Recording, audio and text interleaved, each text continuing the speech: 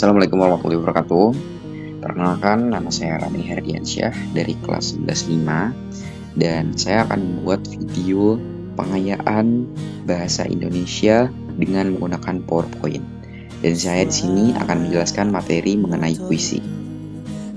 Dan materi yang saya akan bawakan berjudul Mengenal Puisi dengan Jendela Menuju Dunia Imajinasi. Langsung ke slide pertama. Pertama saya akan menjelaskan sejarah singkat puisi dan apa itu puisi. Puisi berakar pada budaya kuno yang merupakan media ampuh untuk ekspresi spiritual, pelestarian budaya, dan penceritaan. Puisi mengadopsi berbagai bentuk dan gaya seiring berkembangnya peradaban, mencerminkan perubahan medan pengalaman manusia. Puisi masih dipraktikkan dan diapresiasi oleh orang-orang di seluruh dunia saat ini, dan merupakan bentuk seni yang hidup dan beragam. Lalu, puisi adalah salah satu jenis tulisan di mana penyair mengungkapkan gagasan dan emosinya dengan menggunakan kata-kata yang anggun dan pedih. Format standar penulisan puisi adalah bait, yaitu kumpulan baris. Puisi dapat dibaca dalam hati atau dengan suara yang keras. Selanjutnya adalah apa itu dunia puisi. Dunia puisi adalah dunia yang penuh dengan keindahan dan makna. Selanjutnya ada jenis-jenis puisi.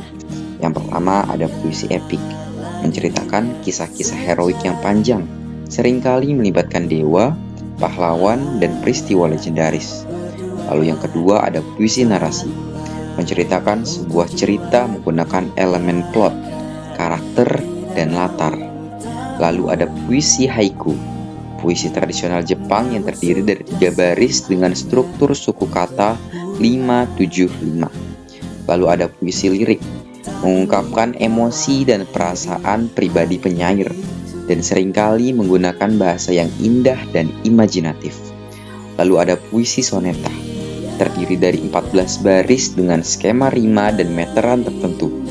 Lalu ada sajak bebas, tidak terikat oleh aturan rima atau meteran, memungkinkan penyair bereksperimen dengan bentuk dan gayanya sendiri. Dan puisi sajak bebas ini dapat kita temukan di puisi-puisi zaman sekarang, yaitu puisi modern atau biasa dikenal dengan puisi modern. Lalu ada unsur-unsur puisi. Yang pertama adalah tema. Tema merupakan gagasan pokok puisi. Lalu yang kedua ada diksi. Diksi adalah pilihan kata yang digunakan penyair untuk membuat puisi.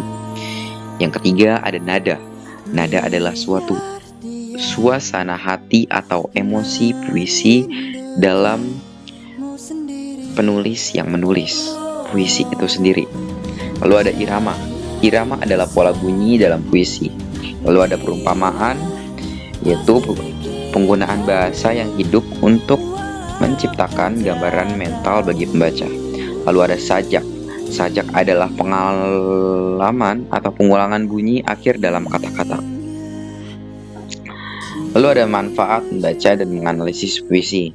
Yang pertama adalah mengembangkan kemampuan berpikir kritis, analisis. Puisi memerlukan kemampuan untuk menguraikan makna tersembunyi dan terlibat dalam pemikiran kritis. Lalu ada meningkatkan kemahiran bahasa.